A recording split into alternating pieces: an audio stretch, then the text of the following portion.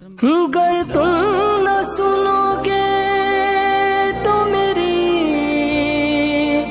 कौन सुनेगा।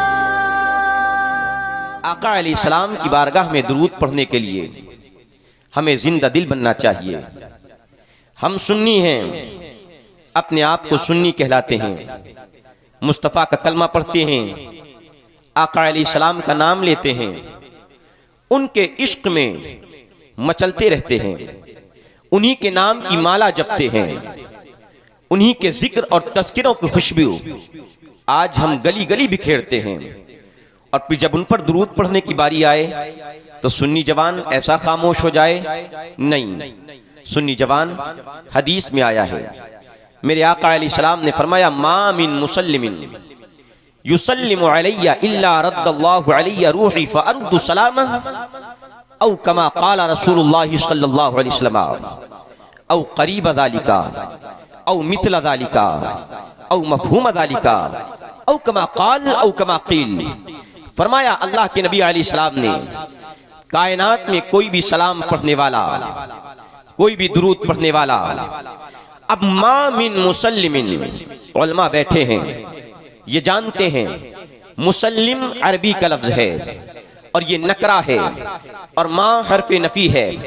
और अरबी ग्रामर के हिसाब से, अरबी ग्रामर का कायदा ये है कि जब नकरा तहते नफी दाखिल होता है तो उमूम का फायदा देता है। मतलब क्या है, सलाम पढ़ने वाला कहीं से भी सलाम पढ़ता है, हमें वो यहाँ अगरवा में बैठ करके सलाम पढ़े, नानपारा में बैठ करके सलाम पढ़े, बहराइच में बैठ करके सलाम पढ़े, हिंदुस्तान में बैठ करके सलाम पढ़े, या हिंदुस्तान के अलावा दीगर ममालिक या किसी और बस्ती और करिए में बैठ करके मुस्तफ़ा की बारगाह में सलाम पढ़े, मेरे आका फरमाते हैं कायनात में कोई सलाम पढ़ने वाला जब सलाम पढ़ता है तो मेरी रूहानियत अल्लाह के दरबार में हाजिर होती है।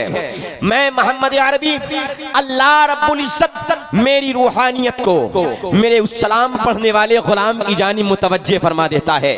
तो मैं मदीना मुनव्वरा में बैठ करके अपने उस गुलाम के सलाम को सुनता भी हूँ और सुन करके वहां से जवाब भी अता फरमाता हूँ। सुन्नी जवान, आका करीम अलैहिस्सलाम के दीवानों, जब कहा जाए मुस्तफ़ा की बारगाह में सलाम पढ़ो तो इस तरह मुर्दा दिल नहीं होना चाहिए, जिंदा दिल होना चाहिए। इंसान को मुस्तफ़ा करीम अलैहिस्सलाम के इश्क में मचलना चाहिए। और जब इस हदीस पे नजर हिंदुस्तान में सबसे पहले इल्म हदीस फैलाने वाले सैयदना शेख अब्दुल हक मुहद्दिस देहलवी की पड़ती है तो वो फरमाते हैं आका हम गुलामों का काम क्या है, मुस्तफ़ा सुबह भी आपकी बारगाह में सलाम पेश करेंगे, आका शाम को भी आपकी बारगाह में सलाम पेश करेंगे, आका उठते बैठते हम गुलामों का तरीका यही है कि आपकी बारगाह में अस्सलातु वस्सलामु अलैका या रसूलल्लाह के तराने गाते रहें।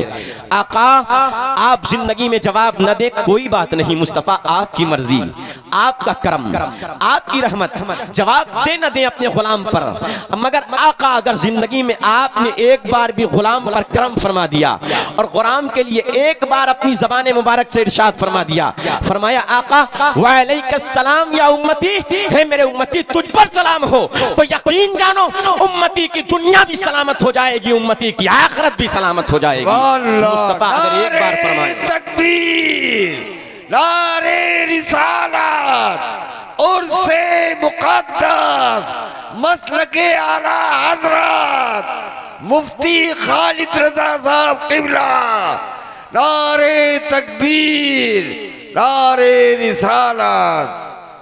तो जब सुन्नियों कहा जाए मुस्तफ़ा पर दुरूद पढ़ो तो ऐसा नहीं कि खामोश लब हो, दिल झूमता हो, ज़बान भी हिलती हो और लब पे यही सदा हो अल्लाहुम्मा सल्ली अला सय्यदना व मौलाना व मअवाना व मलजअना मुहम्मदिन मअदनिल जूदि वल करम, अल्लाहुम्मा सल्ली अला सय्यदना व मौलाना मुहम्मदिन मअदनिल जूदि वल करम व आलिहिल किराम ग़ब्रिहिल करीम बारिक सल्लिम, अल्लाहुम्मा सल्ली अला सय्यदना व मौलाना मुहम्मदिन मअदनिल जूदि वल करम व आलिहिल किराम ग़ब्रिहिल करीम बारिक सल्लिम, सल्लु अलैहि सलातु व सलामन अलैका या रसूलल्लाह सल्लल्लाहु अलैहि वसल्लम। ए जवान, ए जवान, ए जवान तुझसे मुखातब हैं। शायर कहता है खुश्क शाखों को वो ताज़ा गुलाब देते हैं, अहद पीरी में वो फिर से शबाब देते हैं। क्या मतलब, शेर थोड़ा समझिए फिर समझ में आएगा इंशाअल्लाह। शायर कहता है, खुश्क शाखों को वो ताज़ा गुलाब देते हैं। आपने कहीं नहीं देखा होगा, जब डाल खुश्क हो जाए, जब पेड़ की जड़ें मर जाएं और पेड़ ने अपनी पत्तियों को झाड़ दिया हो, पेड़ खिजा का मंजर पेश करता हो, पेड़ की शाखें मुरझा जाएं, अब आप नहीं देखेंगे कि पेड़ में कोई पत्ती उगे, आप नहीं देखेंगे पेड़ में कोई गुलाब उगे, आप नहीं देखेंगे पेड़ में कोई नई एक्टिविटी हो, सारी एक्टिविटी पेड़ की बंद हो जाएंगी। पेड़ गुलाब देना बंद, पेड़ फूल देना बंद, पेड़ बौर देना बंद, पेड़ सारी चीजें बंद कर देता है। कब? जब शाख खुश्क हो जाती है, जब डाल मुरझा जाती है, जब पेड़ की जड़ें मुर्दा हो जाती हैं, तो वो पेड़ गुलाब देने से अब कासिर रह जाता है, गुलाब नहीं दे सकता है। और इसी तरह जब इंसान बुढ़ापे के आलम में पहुंचता है तो आलम पीरी में इंसान आलम शबाब को भूल जाता है, यानी अब जवानी नहीं आती उसे। बुढ़ापा आया, अब कब्र में जाना है, अब जवानी दोबारा वापस नहीं आएगी।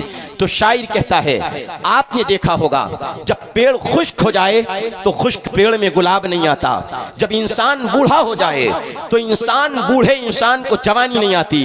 मगर मेरे आका करीम अलैहिस्सलाम की बारगाह करम वो बारगाह है जहां कोई नामुमकिन ऐसा नहीं कि मुमकिन न हो। हाँ, ये दुनिया का उसूल और दुनिया का कायदा है कि दुनिया में शाख मुरझा जाए तो फूल नहीं देती है, और इंसान बूढ़ा हो जाए तो जवान नहीं होता है। मगर मुस्तफा के अगर अबरुओं का इशारा हो जाए तो खुश्क शाख गुलाब भी दे देती है और बूढ़ा इंसान जवान भी हो जाता है। तो शायर कहता है, खुश्क शाखों को वो ताज़ा गुलाब देते हैं, अहद पीरी में वो फिर से शबाब देते हैं। पढ़ ले दुरूद, गफलत न कर खुदा की कसम, तेरे सलाम का आका जवाब देते हैं, तेरे सलाम का आका जवाब देते हैं। ए सुन्नी जवान, आज 60 साल की उम्र है तेरी, चूंकि इस्लाह माशरा पे बोलने के लिए कहा गया और वक्त भी बड़ा मुख्तसर है मेरे लिए, इस वजह से मैं बड़ी तेजी के साथ गुफ्तगू करना चाहता हूँ। और अभी इंशाअल्लाह हजरत अल्लामा फजले रहमा गंज मुरादाबादी रहमतुल्लाह अलैह के ताल्लुक से, जो इस इलाके के, अभी मुझे मालूम हुआ, मैं तो हजरत से पहली बार मेरा तारुफ है, हजरत से पहली मुलाकात है, और माशाअल्लाह पहली मुलाकात में बड़ा मुतासिर हुआ कि हमने देखा पीर होते हैं भाई, हमने देखा, लेकिन वो छोटों पर दस्ते शफकत नहीं रखते हैं। मगर ये बड़ी अहम बात होती है इंसान के अंदर कि जब इंसान बड़े मनसब पर फाइज होता है तो अपने छोटों पर दस्ते शफकत फेरा करता है, अपने छोटों पर नरमी बरता करता है। और हजरत में ये खूबी मुझे बहुत अच्छे से नजर आई, अल्हम्दुलिल्लाह दिल बड़ा मुतासिर हुआ। अभी हजरत अल्लामा फजले गंज मुरादाबादी रहमतुल्लाह अलैह के ताल्लुक से बताऊंगा, बड़ी तेजी के साथ मैं आगे बढ़ता हूँ। हजरत, ए सुन्नी जवान, ए सुन्नी जवान, ए सुन्नी जवान, आज तू नबी का नाम लेता है, अपने आप को आशिक़े मुस्तफ़ा कहलाता है, शहदाई मुस्तफ़ा कहलाता है, नबी का कलमा पढ़ता है, ला इलाहा इल्लल्लाह के तौहीद की आवाज़ें बुलंद करता है, मोहम्मद रसूलुल्लाह की रिसालत का इकरार करता है। मगर सुन्नी जवान, आज मैं तुम्हारे अंदर देखता हूँ, आज एक इंसान जब बचपन से लेकर के जवानी गुजारता है, जवानी गुजारने के बाद जब उसे बुढ़ापा आ जाता है और बुढ़ापे के आलम में पहुंच जाता है, नाम लेता है मुस्तफ़ा का, कलमा पढ़ता है नबी का, आवाज़ बुलंद करता है तौहीद का, कहता है मैं नबी का आशिक हूँ। मगर जब कहा जाता है आओ मुस्तफ़ा करीम अलैहिस्सलाम पर दुरूद पढ़ते हैं, आओ नबी अलैहिस्सलाम की बारगाह में नजराने अक़ीदत पेश करते हैं, हमने देखा कितने बूढ़ों को देखा है दुरूद पढ़ने से कासिर हैं, कितने जवानों को देखा है उनकी ज़बानों पे दुरूद का नगमा जारी नहीं होता है। हे सुन्नी जवान, तू नबी का नाम लेता है, मुस्तफ़ा का कलमा पढ़ता है, आका का अपने आप को शहदाई कहलाता है, और उफ है तुझ पर, उफ है तुझ पर, तुफ है तेरी जवानी पर, तुफ है तेरे कलमे पर, तुफ है तेरे इश्क़ मुस्तफ़ा पर। तू कैसा इश्क़ रखता है कि अपने महबूब की बारगाह में खिराज अक़ीदत पेश करना नहीं जानता है। एक जवान, सुन्नी जवान, बचपने से लेकर के बुढ़ापे तक 60 साल की उम्र गुजार देता है, मगर अभी नहीं मालूम है नमाज में नबी पे कौन सी दुरूद पढ़ी जाए, आका करीम अलैहिस्सलाम के गुंबदे खजरा के सामने जब जाएं तो कैसे मुस्तफ़ा की बारगाह में सलाम पेश किया जाए। एक सुन्नी जवान को नहीं मालूम है नबी की बारगाह में खिराज अक़ीदत पेश करना है तो कैसे कैसे अल्फाज मुस्तफ़ा की शान अक़दस में निकालना है, आज नहीं मालूम है। सुन्नी जवान, तेरे नबी के इश्क़, तेरा कैसा इश्क़ है, तेरा कैसा कमजोर इश्क़ है। नहीं, इश्क़ पैदा करना है, इश्क़ पैदा करना है, इश्क़ पैदा करना है तो अल्लामा फजले रहमा गंज मुरादाबादी जैसा इश्क़ पैदा कर, इश्क़ पैदा करना है तो शाह इमाम अहमद रज़ा बरेलवी जैसा इश्क पैदा कर। इश्क पैदा करना है तो वारिस पाक देवा वालों के जैसा इश्क पैदा कर। इश्क पैदा करना है तो मखतूम माहमी, मखतूम किचाचवी जैसा इश्क पैदा कर। इश्क पैदा करना है तो साबिर कलियरी, मोइनुद्दीन अजमेरी और गौसे आदम शेख अब्दुल कादिर जैसा इश्क पैदा कर। अगर तू मुस्तफा का अपने आप को दीवाना कहलाता है तो ये इनका आलम क्या था। चुनांचा मैं बताऊं, इश्क की बात आई है, जहन में बात आती है तो बात थोड़ा आगे बढ़ती है। आओ देखो, सरकार गौसे आदम है, बड़े पीर हैं। सरकार गौसे आदम नबी के दरबार में हाजिर है। आका करीम अलैहिस्सलाम के दरबार मुकद्दस में ऐसे हाथ बांधे खड़े हैं, आका अलैहिस्सलाम की बारगाह में रो रहे हैं, अर्ज करते हैं, इश्क के आंसू की बरसात होती है। मुस्तफा की बारगाह में तारीफ और तौसीफ के नजराने पेश करते हैं और फिर 4 मिसरे गौसे आदम, 4 शेर मेरे आका अलैहिस्सलाम की बारगाह में अर्ज करते हैं, या रसूलुल्लाह अलैहिस्सलाम, या हबीबल्लाह अलैहिस्सलाम, या हबीबल्लाह अलैहिस्सलाम, फी हालतिल बुदी रूही कुंतु उर्सिलुहा तुक़ब्बिलुल अर्द अन्नी वहिय नाइबती व हादिही दौलतुल अशबाह कद हज़रत फमदुद यमीनका कई तुहदा बिहा शफती। हे आका, सरकार गौसे आदम कहते हैं, हे आका, मैं जब दूर था आपसे, जिस्मानी लिहाज से आपसे दूर था, आका मैं बगदाद में था, आपका जसद अतहर मदीने मुनव्वरा में था। मुस्तफा जब मैं आपसे दूर था, आपकी बारगाह में अपनी रूह को हाजिर किया करता था। आका रूह आती थी, आपकी चौखट चूमती थी मुस्तफा। मगर ये गौसे आदम, ये अब्दुल कादिर अब आपकी बारगाह में सरापा हाजिर आया है, जिस्म के साथ हाजिर आया है। आका, आपके प्यारे लाडले बेटे अब्दुल कादिर की एक ख्वाहिश है और ख्वाहिश ये है, मुस्तफा अपनी कब्र अनवर से अपना हाथ बाहर कीजिए ताकि अब्दुल कादिर गौसे आदम आपके हाथ को बोसा दे सके। सरकार गौसे आदम रो रहे हैं, मुस्तफा के दरबार के सामने हाजिर खिदमत है, आका की बारगाह में फरियाद करते हैं, रोते जाते हैं, मुस्तफा की बारगाह में अर्ज करते जाते हैं। क्या देखता है? पूरा हरमे मदीना देखता है। हरमे मदीना में कितने 500 औलिया इकराम हाजिर हैं। गौसे आदम के सामने 500 औलिया इकराम हाजिर हैं। हरमे मदीना में मुस्तफा की जालिए मुबारक मुआजहा शरीफ के सामने से मेरे नबी हाथ बढ़ाते हैं, हाथ कब्र अनवर से बाहर निकालते हैं। सैयदना गौसे आदम को अता फरमाते हैं, मेरे गौसे आदम ने मुस्तफा के हाथों को बोसा दिया है। गौसे आदम के इश्क का आलम ये था। मालूम है ये मकाम कैसे हासिल हुआ है, मालूम है ये मर्तबा कैसे हासिल हुआ है, मालूम है ये रुतबा कैसे हासिल हुआ है। ये रुतबा ऐसे नहीं हासिल हुआ है, सरकार गौसे आदम ने अपनी जिंदगी को इताअत खुदाबंदी में गुजारी है। सरकार गौसे आदम ने अपनी जिंदगी के लम्हे लम्हे को मुस्तफा की शरीयत की इत्तबा में गुजारा है। सरकार गौसे आदम ने अपनी जिंदगी के एक एक वक्त को मुस्तफा करीम अलैहिस्सलाम पर दुरूद पढ़ते हुए गुजारा है। आज गौसे आदम को जो मकाम मिला है, मुस्तफा के इश्क के सदक़े मिला है। हाँ हाँ, आशिक बनना है तो गौसे आदम जैसा आशिक बनो कि जब मुस्तफा की बारगाह में जाओ अल्लामा जामी जैसा आशिक बनो। जब मुस्तफा की बारगाह में जाओ तो मुस्तफा हाकिम मदीना से कहे, जामी को मदीने मत आने देना, वरना जामी ऐसा आशिक है कि जामी के इस्तकबाल में मुझे अपनी कब्र से निकल करके जामी का इस्तकबाल करना पड़ेगा। जामी की बारगाह, जामी के पास जामी का इस्तकबाल करना पड़ेगा। ऐसा आशिक रसूल अल्लामा जामी था। आशिक बनना है तो इन मुहद्दिसीन जैसा आशिक बनो। आशिक बनना है तो इमाम अहमद रज़ा जैसा आशिक बनो कि जब इमाम अहमद रज़ा फादिल बरेलवी मेरे आका अलैहिस्सलाम के रोजे के सामने हाजिर होते हैं और अर्ज करते हैं, कोई क्यों पूछे तेरी बात रज़ा, तुझसे शैदा हजार फिरते हैं, तुझसे कुत्ते हजार फिरते हैं। तो आका करीम अलैहिस्सलाम मुस्तफा करीम अहमद रज़ा के हाल पे नजर फरमाते हैं और मेरा आका मुस्तफा अपनी कब्र अनवर से बनफ्स नफीस बाहर आता है, इमाम अहमद रज़ा को अपनी जियारत कराता है। आला हज़रत फरमाते हैं, पेशे नजर वो नौबहार, सजदे को दिल है बेकरार, रोकिए सर को रोकिए, हाँ यही तो इम्तिहान है।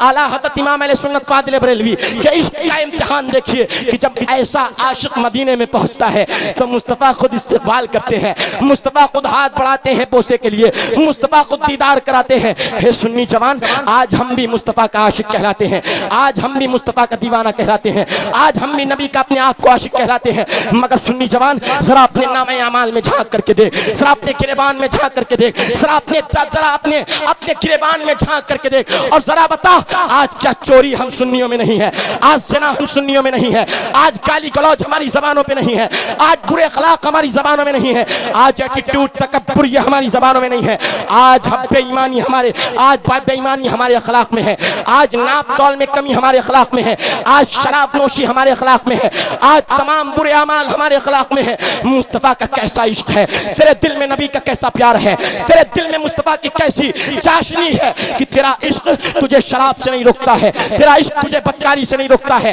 तेरा इश्क तुझे बुरे काम से नहीं रोकता है, तेरा इश्क तुझे गाली गलौज से नहीं रोकता है, तेरा इश्क तुझे नाप तौल में डंडी मारने से नहीं रोकता है, तेरा इश्क तुझे नाच गानों से नहीं रोकता है, तेरा इश्क तुझे ढोल तमाशों से नहीं रोकता है, तेरा इश्क तुझे बाजों से नहीं रोकता है, तेरा इश्क तुझे बुराइयों से नहीं रोकता है। कैसा इश्क है, जब मैदान क़यामत में मुस्तफ़ा के सामने जाओगे, मेरे आका अलैहिस्सलाम मीज़ान अमल पे खड़े होंगे, उम्मतियों के नामे अमाल तौलते होंगे, आका करीम अलैहिस्सलाम की बारगाह में हाजिर होगे। एक यहूदी मुस्तफ़ा की बारगाह में हाजिर होगा, एक ईसाई मुस्तफ़ा की बारगाह में हाजिर होगा, एक हिंदू मुस्तफ़ा की बारगाह में हाजिर होगा। और वो हिंदू अगर बोल पड़े, हे आका तन्हा मैंने शराब नहीं पी है, हे आका तन्हा मैंने यूरोप के अय्याश खानों में बैठ करके शराब नहीं पी है, आका आपका ये गुलाम कहलाने वाला, आका आपका ये दीवाना कहलाने वाला, आका ये भी हिंदुस्तान के गरबा गांव में बैठ करके शराब पी करके आया है।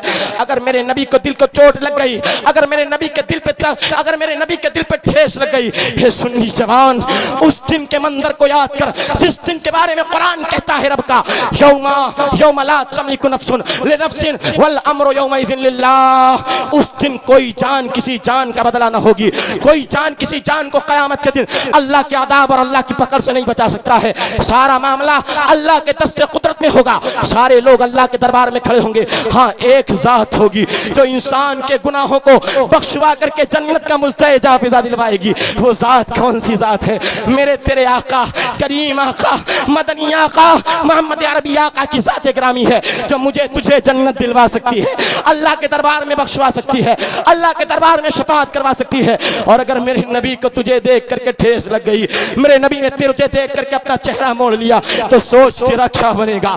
तुझे रब के अज़ाब से कौन छुड़ाएगा? तुझे फरिश्ते अज़ाब क्या करके खींच करके ले जाएंगे और दहते हुए आग के अंगारों में जहन्नम में झोंक देंगे। हे सुन्नी जवान, आशिक ऐसा न बन कि मुस्तफ़ा तुझे देखे तो अपना चेहरा मोड़ ले। आशिक बनना है तो जब कब्र में तू जाए कफन ओढ़ करके और मुस्तफ़ा का दीदार हो, तो मुस्तफ़ा तुझे देखे तो चेहरा मुस्कुरा उठे और बोल पड़े, देख देख अगरवा से मेरा आशिक मेरी सुन्नतों की पैरवी करके आया हुआ है। सुभान अल्लाह, सुभान अल्लाह। नारे तकबीर, नारे रिसालत और से मुक़द्दस पीरे तरीक़त मसलके आला हज़रत, नारे तकबीर, नारे रिसालत। सुभान अल्लाह। सुन्नी जवान, जरा गौर कर कि आज हमने शराब को अपने मुंह से नहीं लगाया। हाँ, आज ऐसे भी सुन्नी हैं, इसी जबान से ला इलाहा इल्लल्लाह पढ़ते हैं और इसी जबान पे शराब के कतरे टपकाते हैं। आपको मालूम है शराब का कतरा कैसा नापाक है? एक एक कतरा जिस तरह गटर का पानी नापाक होता है, जिस तरह लैट्रीन का पानी गटर का पानी नापाक, शराब का एक एक कतरा मिनवान इसी तरह से नापाक होता है। पूछिए हजरत से, अपने पीर साहब से पूछिए और मसला मालूम कीजिए। हुजूर, आपके दरबार में अर्ज है, हुजूर मसला बताइए।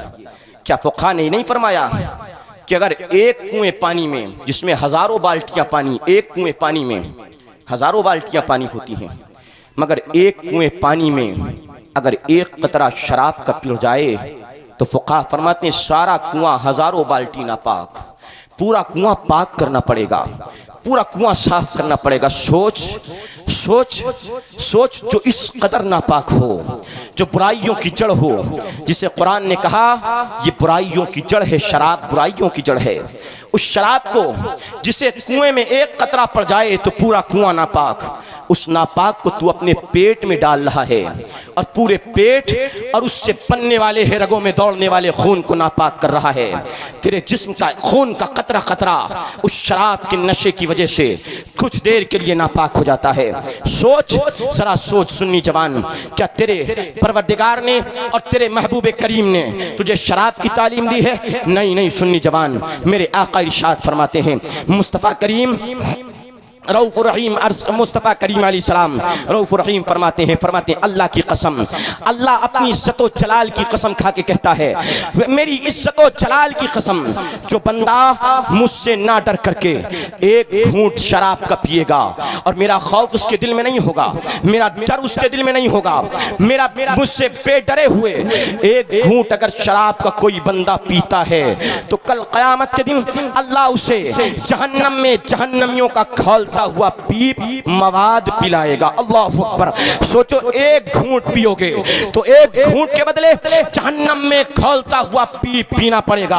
और रिवायतों में आया है, जब एक इंसान को जहन्नम में खौलता हुआ पीप दिया जाएगा, जब वो इसे पिएगा उस पीप की गर्माहट इतनी होगी, उसकी आंख के टुकड़े टुकड़े हो जाएंगे और आंख के टुकड़े टुकड़े होकर के बह पड़ेंगी। हे सुन्नी जवान, जरा गौर कर, यहाँ दुनिया में अगर तकलीफ होती है, तकलीफ होने के बाद इंसान को मौत आ जाती है, कुछ सेल्सियस डिग्री दर्द हाथ झेलने के बाद इंसान मर जाता है, तकलीफ से निजात पा जाता है, तकलीफ से छुटकारा पा जाता है। मगर क्या कल क़यामत के दिन जब इंसान जहन्नम में शराब पीने की सजा दी जाएगी तो क्या उसे मौत आएगी और उस तकलीफ से छूट जाएगा? नहीं, मौत भी आने वाली नहीं है, मौत हमेशा के लिए खत्म कर दी जाएगी। अब सिर्फ अदाब होगा, अब सिर्फ सजा दी जाएगी, अब सिर्फ जहन्नम के खौफनाक वादियां होंगी। और मेरे आका अलैहिस्सलाम ने फरमाया, हाँ हाँ, जो बंदा मेरी रजा की खातिर, जो बंदा मेरी खुशनुदी की खातिर, जो बंदा अपने खुदा को राजी करने के लिए एक घूंट शराब का छोड़ता है,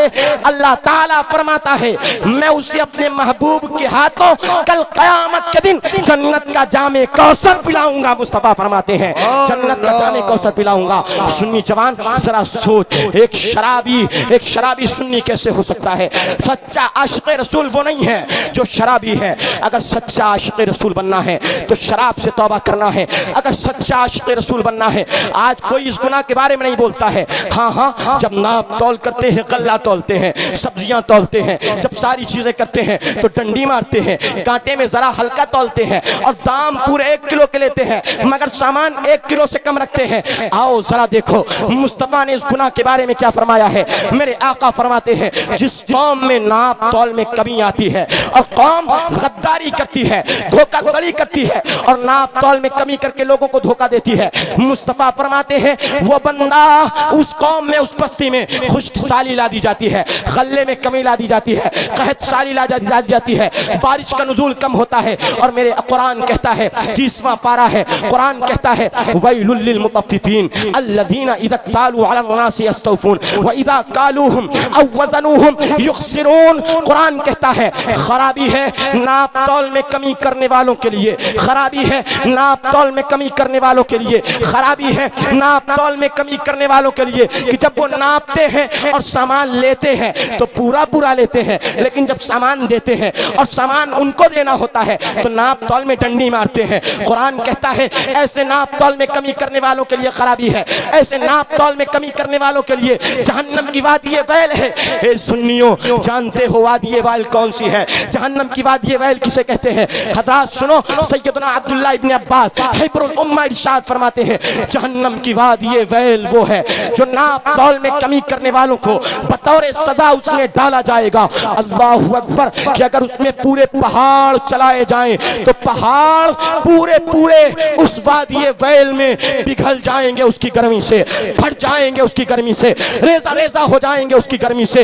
हे सुन्नी जवान, नाप तौल में कमी करने वाले, मैं तुझसे पूछना चाहता हूँ, जिस जहन्नम के आदाब को एक पहाड़ न झेल पाए, तेरा नर्म नाजुक बदन, तेरा जरा सा बदन, तेरा हल्का फुल्का बदन, तेरी ये तकलीफ दे, तेरा ये तकलीफ न सह पाने वाला बदन, तेरा ये नर्म नाजुक मखमली बदन किस तरह जहन्नम के आदाब से बच पाएगा? किस तरह जहन्नम के आदाब को बर्दाश्त कर पाएगा? हे सुन्नी जवान, अपने अंदर इंक़िलाब ला, अपने आप को सच्चा आशिक़ रसूल बना, अपने आप को सच्चा पीर का खातिम बना ले, पीर की खिदमत कर, खूब कर खिदमत। और पीर ने जो तालीमात तुझे अता फरमाई हैं, पीर जो शरीयत का रास्ता तुझे बताता है, पीर जो तरीक़त का रास्ता तुझे बताता है, पीर जो मारिफत का रास्ता तुझे बताता है, पीर जो तसव्वुफ़ का रास्ता तुझे बताता है, पीर जो सुलूक का रास्ता तुझे बताता है, पीर जो इत्तिबाए मुस्तफा करता है, तो पीर के नक्शे कदम को देख करके पीर ही के पीछे पीछे तुझे भी चलना चाहिए, पीर की बातों पे अमल तुझे भी करना चाहिए। तब जाकर के तुझे पीर का सच्चा फैज़ मिल पाएगा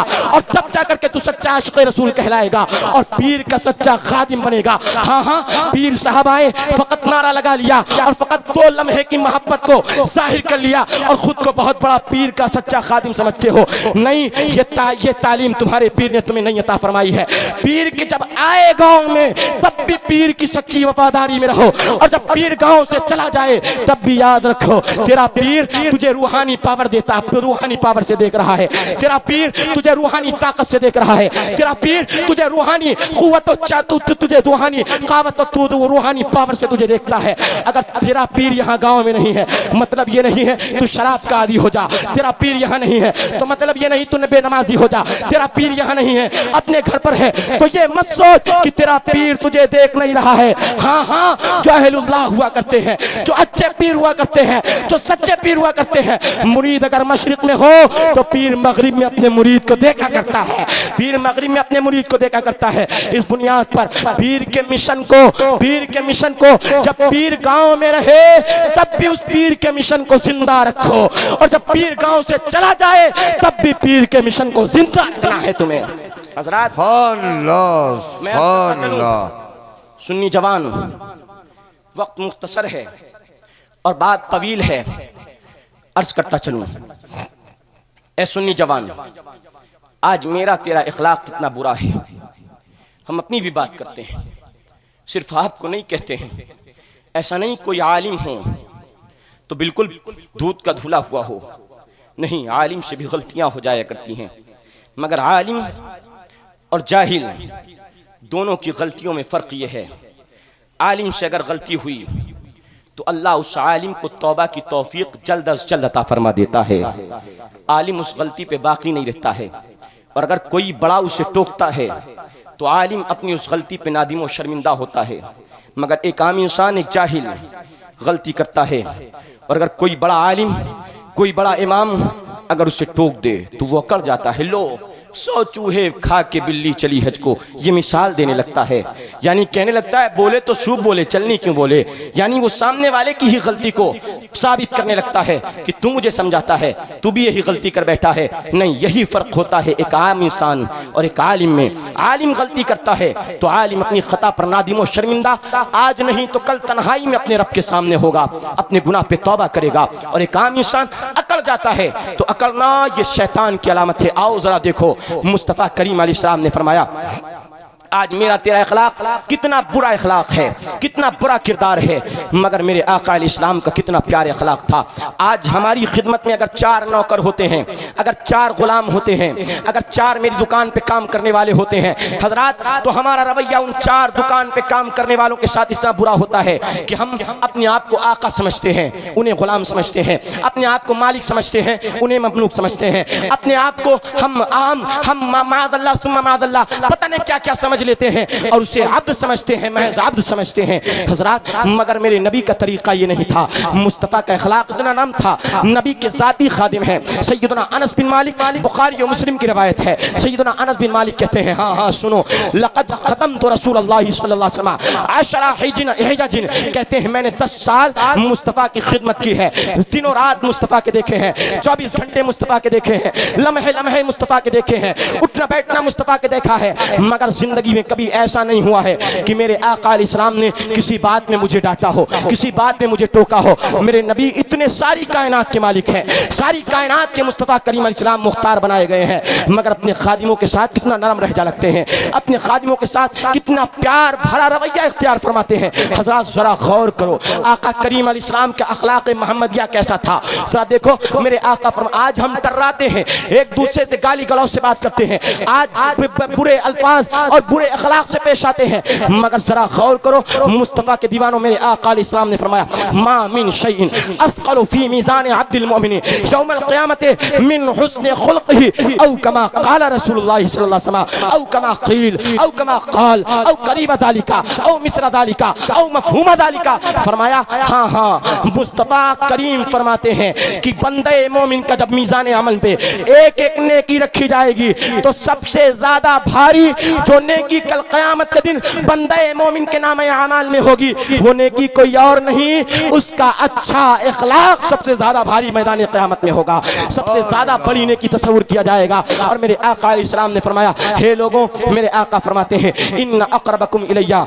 मजलिसन यौमल क़यामति व अहब्ब मिनकुम इलैया औ कमा क़ाल औ मफ़हूम ज़ालिका औ क़रीब ज़ालिका। मुस्तफ़ा फरमाते हैं, कल क़यामत के दिन जब कोई किसी का ना होगा, बाप बेटे का ना होगा, बेटा बाप का ना होगा, भाई भाई का नहीं होगा, बहन माँ की नहीं होगी, माँ अपने बेटों के काम नहीं आएगी। ऐसे आलम में मेरे आका करीम अलैहिस्सलाम फरमाते हैं, सबसे ज्यादा मुझसे करीब और मेरे नजदीक सबसे ज्यादा पसंदीदा बंदा कल क़यामत के दिन जो होगा वो कोई और नहीं, वही होगा जिसका इखलाक सबसे ज्यादा प्यारा होगा, जिसका इखलाक सबसे ज्यादा नरम होगा, वो सबसे ज्यादा बेहतर बंदा मेरे नजदीक होगा। और मेरे आका अलैहिस्सलाम ने फरमाया, व इन्न अबग़दकुम इलैया यौमल क़यामति व अबअदकुम मिन्नी मजलिसन अत्तरतारूना अल मुतशद्दिक़ूना अल मुतफ़ैहिक़ून औ कमा क़ाल औ कमा क़ील औ क़रीब ज़ालिका औ मिस्ल ज़ालिका औ मफ़हूम ज़ालिका औ कमा क़ाल रसूलुल्लाह सल्लल्लाहु अलैहि वसल्लम। मेरे आका अलैहिस्सलाम फरमाते हैं, कल क़यामत के दिन मुझसे सबसे ज्यादा दूर, मेरी सोहबत से सबसे ज्यादा दूर, मेरी रहमत से सबसे ज्यादा दूर, मेरी निगाह करम से सबसे ज्यादा दूर और मुझसे सबसे ज्यादा बेफैज जो बंदा होगा वो कोई और नहीं होगा, वही बंदा होगा जिसके अखलाक बुरे होंगे, जो टर्रा होगा, जो कड़वे लहजे में बात करता होगा, जो तकब्बुर करता होगा और जो मुंह भर भर के बातें करता होगा। यानी उसके पास होगा तो कुछ नहीं मगर लंबी लंबी फेंकेगा, दोस्तों अहबाब में दिखावे की खातिर बड़ी बड़ी फेंक फेंक करके झूठ बोलेगा। मेरे आका फरमाते हैं, कल क़यामत के दिन ये बंदा मुझसे सबसे ज्यादा दूर होगा और मेरी रहमतों से सबसे ज्यादा दूर होगा, मेरे निगाह करम से सबसे ज्यादा दूर होगा। और मेरे आका फरमाते हैं, हाँ, जो तकब्बुर करता है, जो करता है, जो अमीर गरीब का फर्क करता है, जो गोरे काले का फर्क करता है, जो लंबे नाटे का फर्क करता है, जो कमजोर और ताकतवर का फर्क करता है, यानी जो गरीबों पे ज़्यादतियां करता है और उनके मुकाबिल अपने आप को बड़ा समझता है, ऐसा बंदा भी मेरे नजदीक कल क़यामत के दिन सबसे ज्यादा नापसंदीदा होगा। और मेरे आका अलैहिस्सलाम के सहाबी से पूछा जाता है, अच्छा ये बताइए अच्छा अखलाक क्या है? तो फरमाते, सुनो, अच्छा अखलाक ये है कफ़्फ़ुल अदा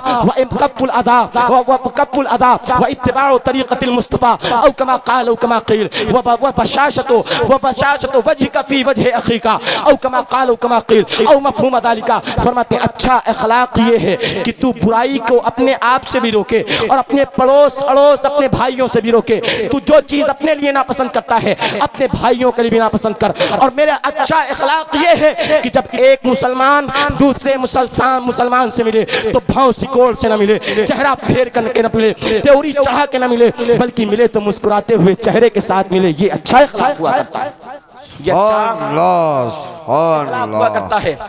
हजरात, अपने आप को मुस्तफ़ा के अखलाक का मजहर बनाओ, आका करीम अलैहिस्सलाम के अखलाक के करीब करो। हजरात जरा गौर करो, बस आखिरी बात अर्ज करता चलूं। हजरात जरा गौर करो, अल्लामा फजले गंज मुरादाबादी रहमतुल्लाह अलैह, आपकी ज़ात कोई आम ज़ात नहीं थी। मुझे तो मालूम नहीं था हजरत आ रहे हैं और मुझको ये भी नहीं मालूम था किस गांव में जलसा है। वो तो हाफिज अली रजा साहब ने कहा चलना है, इनकी मोहब्बत में मैं आँख बंद किया और चला आया। मुझको मालूम होता ना कि यहाँ हुजूर अल्लामा फजले गंज मुरादाबादी रहमतुल्लाह अलैह के ख़ानदान के कोई चश्मो चराग तशरीफ ला रहे ना, आज पूरी तकरीर का मौजू वही खानवादे फजले गंज मुरादाबादी ही होता। हज़रात, मैं अगर कुछ हज़रात जरा गौर कीजिए, अल्लामा फजले गंज मुरादाबादी रहमतुल्लाह अलैह, आपकी जब विलादत होती है आपने बारहा ये वाक़या सुना होगा कि सरकार गौसे आदम जब रमज़ान में पैदा हुए तो सरकार गौसे आदम की पैदाइश जब हुई तो सरकार गौसे आदम रज़ियल्लाहु अन्हु पूरे रमज़ान दूध नहीं पीते थे और पूरे कस्बा गिलान में ये बात मशहूर थी कि सैयदों में एक ऐसा बेटा पैदा हुआ है जो बेटा रमज़ान के महीने में दूध नहीं पीता है और जैसे ही इफ्तार का वक्त होता है और अज़ान मगरिब कानों में गूंजती है, गौसे आदम माँ के पिस्तान को मुंह लगा देते हैं और रोज़ा खोलना शुरू फरमा देते हैं। आपने सुना होगा, मगर इसी हिंदुस्तान की सरजमीन पर, इसी शहर मुरादाबाद के इलाके में एक बड़ी अजीम शख्सियत जलवा फरोज है, जिसे हम और आप फजलेगंज मुरादाबादी कहते हैं नहीं कहते हैं। ये भी गौसे आदम का सच्चा नाइब था, ये भी गौसे आदम का सच्चा मजहर था, ये भी गौसे आदम रज़ी अल्लाह अन्हु के सच्चे नक्शे कदम पर था। और गौसे आदम का फैज़ इस फजलेगंज मुरादाबादी पे भी झमाझम बरसता था। और रिवायतों में आया है कि जब आप पैदा हुए अल्लामा फजलेगंज मुरादाबादी, तो आपकी पूरी बस्ती में ये वाक़या मशहूर था कि जिस तरह गौसे आदम रमजान में पैदा होते ही रोजा रखा करते थे, इसी तरह अल्लामा फजलेगंज मुरादाबादी भी अपने बचपने में रोजा रखा करते थे। सुभान अल्लाह, सुभान अल्लाह की करामतें हैं। और याद रखो, आप जब थोड़ा बड़े होते हैं और जब आप इल्म हासिल करने के लिए सैयदना शाह अब्दुल अजीज मुहद्दिस देहलवी रहमतुल्लाह अलैह की बारगाह में हाजिर होते हैं, उस वक्त के बड़े अजीम मुहद्दिस दिल्ली शरीफ में आप इल्म हासिल करने के लिए पहुंचे, तो सैयदना शाह अब्दुल अजीज मुहद्दिस देहलवी हजरत शाह फजलेगंज मुरादाबादी रहमतुल्लाह अलैह से, फजले रहमान गंज मुरादाबादी रहमतुल्लाह अलैह से ऐसी मोहब्बत फरमाते कि सारे बच्चों को क्लास में पढ़ाते और दिन में पढ़ाते, मगर अल्लामा फजलेगंज मुरादाबादी रहमतुल्लाह अलैह को सैयदना शेख अब्दुल अजीज मुहद्दिस देहलवी रात में इशा के बाद पढ़ाना शुरू करते और अकेले पढ़ाते। सैयदना फजल रहमान गंज मुरादाबादी को अकेले पढ़ाते और आपके साथ सिर्फ अपने दामाद सैयद जहीरुद्दीन ही को शरीक फरमाते, किसी और को साथ में ना पढ़ाते हैं, सिर्फ और सिर्फ अल्लामा फजल रहमान गंज मुरादाबादी को पढ़ाते हैं। लोगों ने सवाल किया, हजरत आप हमें तो दिन में पढ़ाते हैं, आप हम पे इतनी तवज्जो नहीं फरमाते हैं, लेकिन रात में खास एक वक्त निकाल करके अल्लामा फजल रहमान गंज मुरादाबादी को क्यों पढ़ाते हैं? आखिर उनकी तन्हाई में क्या आलम है? तो शेख अब्दुल हक मुहद्दिस देहलवी दिल्ली शरीफ के बुजुर्गों इरशाद फरमाते हैं, सुन लो बेटा, ये फजल रहमान कोई आम शख्सियत नहीं है, ये वो जात है जिसको हम हर वक्त हर लम्हा मदीने वाला आका की तवज्जो खास हासिल हुआ करती है। तो मैं अब्दुल अजीज ये चाहता हूँ कि इनके साथ मुस्तफ़ा की खास तवज्जो हुआ करती है, तो मैं रात की तन्हाई खास इनके साथ गुजारूं, ताकि जब मुस्तफ़ा की तवज्जो है खास फजल रहमान पे पड़े तो मुस्तफ़ा की तवज्जो फजल रहमान के उस्ताद अब्दुल अजीज पे भी पड़ जाया करे। ये आलम था सैयदना शाह फजल रहमान गंज मुरादाबादी रहमतुल्लाह अलैह का।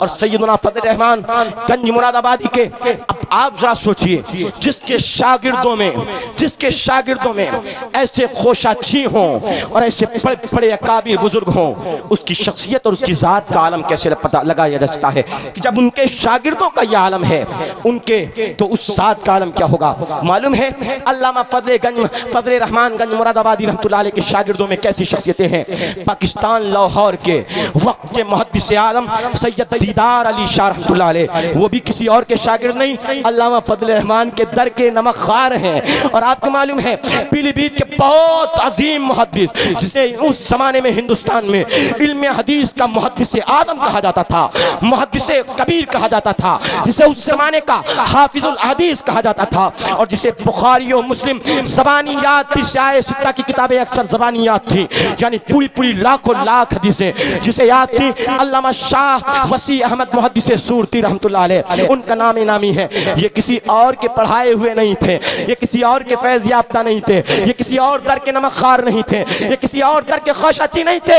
इन्हें भी जो फैज़ मिला था वो फजल रहमान गंज मुरादाबादी के दर से फैज़ मिला था। हज़रात, ये शख्सियतें थी बानी नदवतुल उलमा। उस जमाने में जब ये सुन्नियों का इदारा हुआ करता था, उसके बानी जो थे मौलाना मोहम्मद अली मुंगिरी, मौलाना अहमद अली मुंगिरी, वो भी अल्लामा फजल रहमान गंज मुरादाबादी के नमकखार थे। सोचो, जब एक शागिर्द उस्ताद के शागिर्द इतने काबिल तरीन अल्लाह वाले गुजरे हैं, तो उस उस्ताद की शख्सियत का आलम क्या होगा?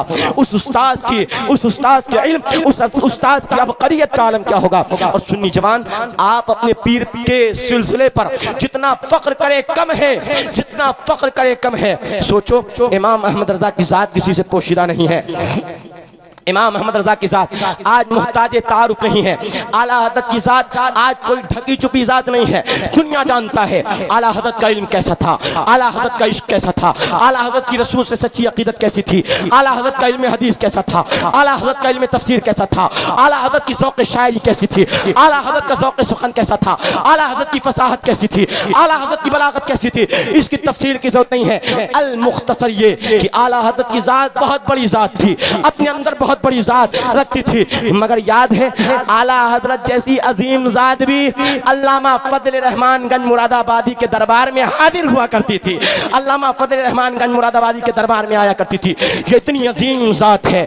अल्लामा फजल गंज मुरादाबादी की जात बड़ी अजीम जात है हजरात। और मालूम है जब अल्लामा फजल गंज मुरादाबादी रहमतुल्लाह अलैह, अल्लामा फजल रहमान गंज मुरादाबादी रहमतुल्लाह अलैह अपने पीर शाह आफाक मियां देहलवी रहमतुल्लाह अलैह की बारगाह में जब हाजिर हुए तो शाह आफाक मियां देहलवी रहमतुल्लाह अलैह अपने इस मुरीद पर, मुरीद को मुरीद करते हैं और सारे सिलसिलों की इजाजत अता फरमाते हैं। और फिर उसके बाद आपने देखा है, आपने उसके बाद देखा है कि शाह आफाक देहलवी रहमतुल्लाह अलैह बहुत ज्यादा अपने इस मुरीद यानी फजल रहमान पर बहुत ज्यादा तवज्जो फरमाते हैं। सबसे ज्यादा अपने मुरीदों में, अपने खलीफाओं में अगर किसी को सबसे ज्यादा माना करते थे तो सैयदना सरकार शाह फजल रहमान गंज मुरादाबादी को माना करते थे। लोग पूछते हैं, लोग पूछते हैं, लोग पूछते हैं, ए पीर साहब, आप, हम भी आपके खलीफा हैं, हम भी आपके मुरीद हैं, हम भी तो आपके ही दामने इरादत से वाबस्ता हैं, मगर आप सबसे ज्यादा फजल रहमान गंज मुरादाबादी रहमतुल्लाह अलैह पे तवज्जो क्यों देते हैं?